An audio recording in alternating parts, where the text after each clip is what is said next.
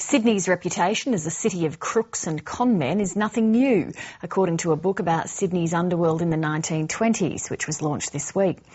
Crime writer Peter Doyle has unearthed a remarkable collection of police mugshots from a time when Australian confidence tricksters, men and women, rated among the best in the world.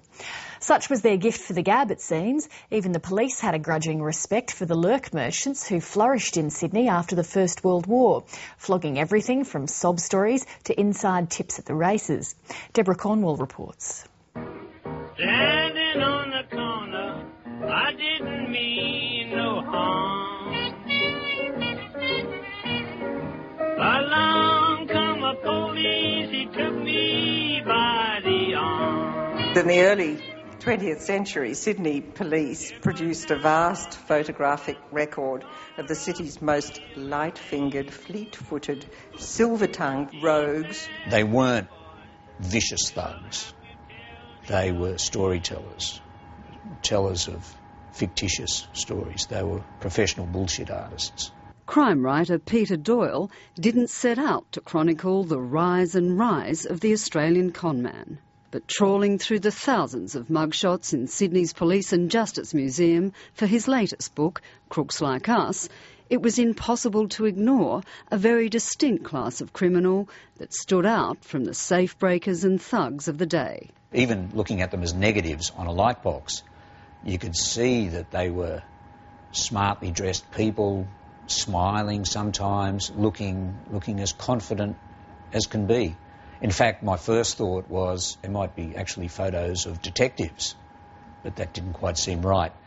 What the author had stumbled upon was the large army of so-called magsmen, conmen and women who swarmed Sydney after World War I, spinning fantastical sob stories and get-rich-quick schemes. Women con artists would talk of their heroic work in a modest way, in a humble way, of their heroic work as nurses in the trenches or as doctors in darkest Africa. Men would let you know of their rather heroic war efforts as well, or lead you to believe that they were so well connected that they actually knew what was going to happen at Randwick races this Saturday. At a time when changing identities was as easy as a sharp new suit or a racy fedora, these spielers and lurk merchants were in fact the modern-day shapeshifters of the Roaring Twenties. If you had the requisite acting skills, you could make yourself out to be whatever you wanted to be. You don't know whether you're looking into the face of an absolute villain or an innocent who's been misunderstood. Peter Doyle says the police records and newspapers of the day reveal a grudging admiration, even affection, for the con artist, especially when the victims were rich folk or out-of-towners. And the papers just blatantly laughed at anybody who was taken down by a con trick. They were always called simpletons. But some of the cons weren't all that bright themselves. There was Percy, Perce the Pansy, MacDonald, described as a breaker, thief, receiver, perjurer, pretender, jail escapee, red baiter, bully, blowhard and lifelong buffoon. Naturally, I warmed to him.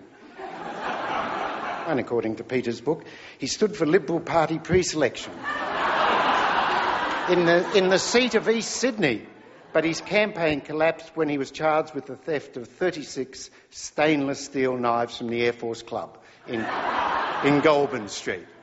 He always defended himself in court and he was always found guilty. Many of the tricksters were also tied up in a surprisingly robust drug scene, dealing in cocaine or, in the parlance of the day, 5-shilling snifters.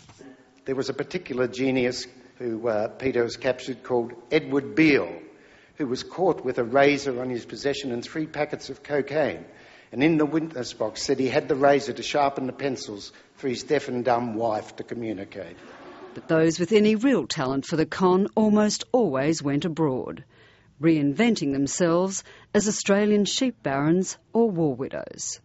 And what was different about Australia was that your accent wouldn't necessarily give you away the way it would in Europe or in Britain. So an Australian con artist wouldn't be bashful at approaching a captain of industry on a cruise ship or, a lord of the realm at Ascot. Stick out his hand and start talking to him man to man. And You know, I think it disarmed the old world. The Australians abroad were considered experts at many of the great crime tricks of the day. Deborah Cornwall, Lakeline.